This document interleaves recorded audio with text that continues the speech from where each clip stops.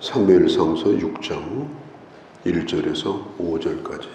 사무엘상서 4장에서 블레셋과 이스라엘이 싸우는데 이스라엘 군대는 하나님의 언약궤만 가져오면 하나님도 꼼짝없이 우리를 따라올 거다, 우리를 도와줄 거다, 마치 하나님을 인질로 잡는 것처럼, 마치 하나님을 우상처럼 생각하고 그렇게 전쟁을 치르다가 결국은 전쟁도 패배하고 법궤도 뺏기고, 그리고 제사장 가족들은 결국은 다 죽음을 당하는 그런 비참한 일을 겪게 됩니다.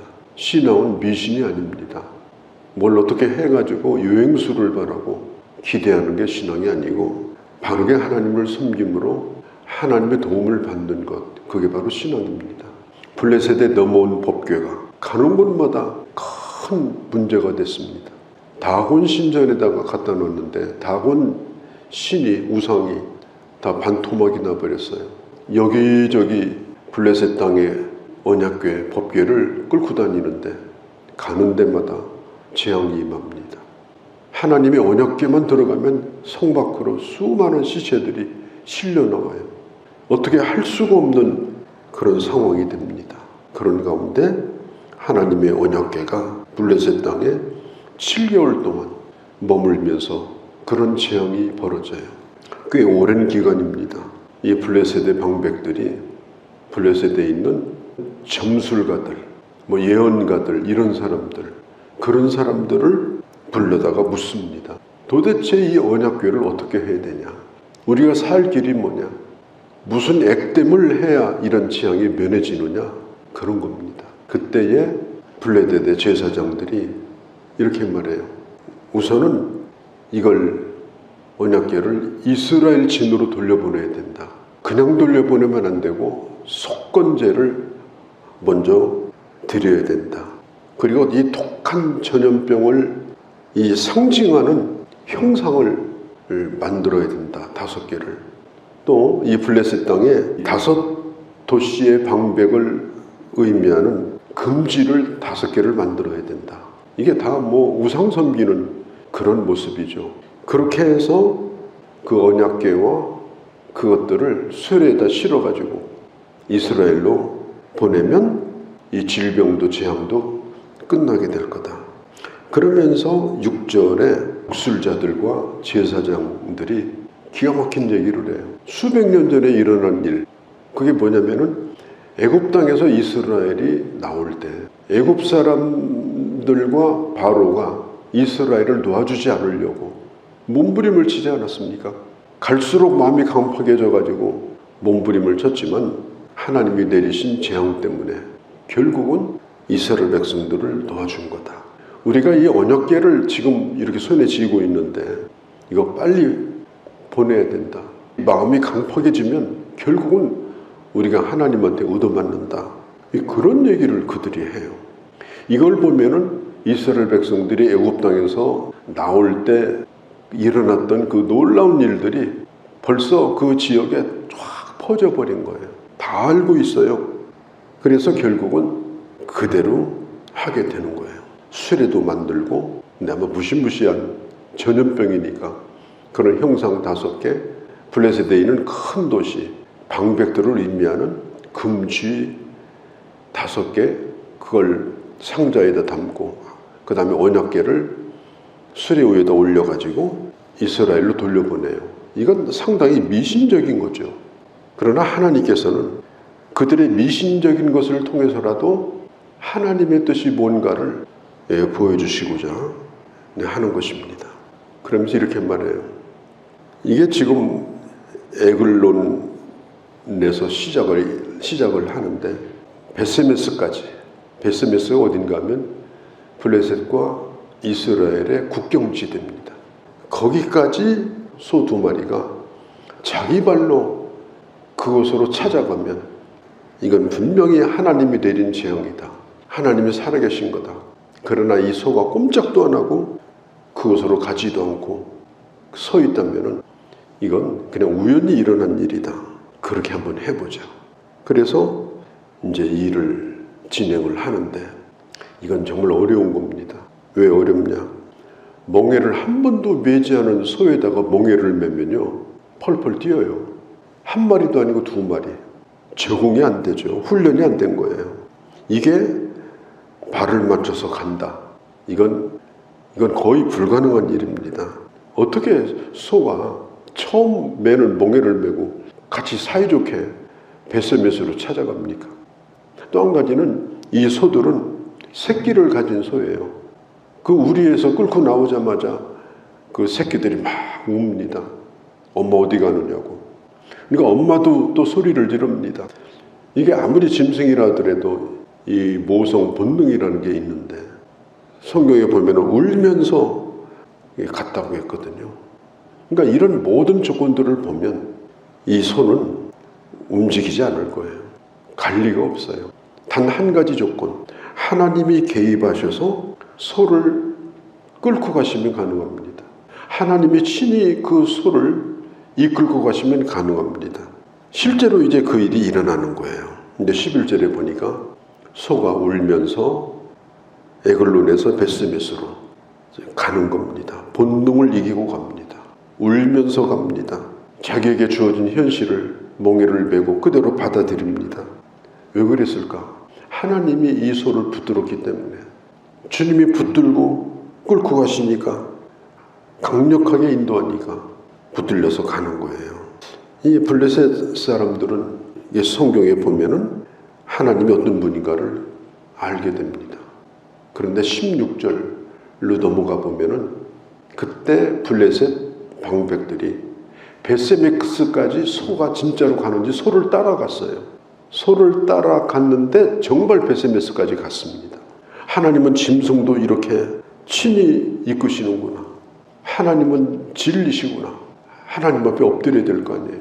그런데 성경에 보면은 블레셋 방백이 이것을 보고 그날에 에글론으로 돌아갔더라. 그리고 끝이에요. 더 이상 다른 얘기가 없어요.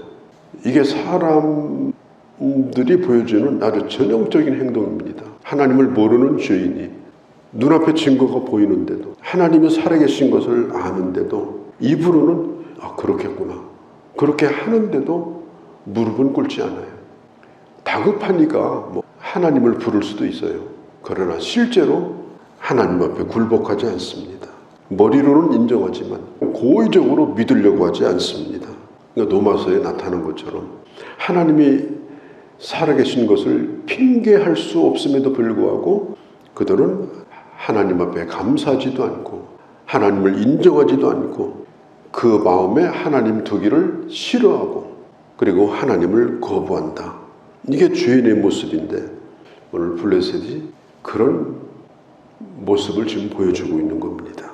한 번도 멍에를 매보지 아니한 소, 전혀 경험이 없는 소. 이 경험이라고 하는 것은 대단히 중요하잖아요. 경험이 쌓여져서 그게 나중에 실력이 되어지고 능력이 되는 거 아니겠습니까? 그런데 전혀 경험이 없어요. 멍에를 메고 간다고 하는 건 운전대를 한 번도 안 잡아본 사람이 운전을 하는 것하고 똑같아요. 운전을 못합니다. 경험을 살려서 간 것이 아니고 하나님의 손에 붙들려서 간 겁니다. 교회 일도 이렇게 오래 하다 보면 이런 경험 저런 경험 하게 됩니다. 많은 사람을 만나고 많은 일들을 겪어보고 그 경험들이 다 쌓여지게 되는 거예요. 그리고 헤아리는 새 곳이 없어요. 전에 있었던 일이 또 일어나는 거예요. 그런 면에서는 참 이 경험이 참 굉장히 중요합니다. 그런데 이게 길이 나버리면요, 무슨 문제가 생기는가 하면 어떤 일이든지 그냥 경험적으로 하는 거예요. 해봤던 일이니까. 그냥 피상적으로 깊은 그런 생각이 없어요. 껍데기 핥듯이 피상적으로 그냥 하는 겁니다. 습관적인 신앙생활, 습관적인 그런 사역. 이게 상당히 무서운 겁니다. 저는 이제 목사 안수를 받을 때 32살에 제가 목사 안수를 받았는데, 그런데 그때 처음 하나님 앞에 드렸던 기도가 지금도 그 기도를 제가 기억을 하고 있습니다.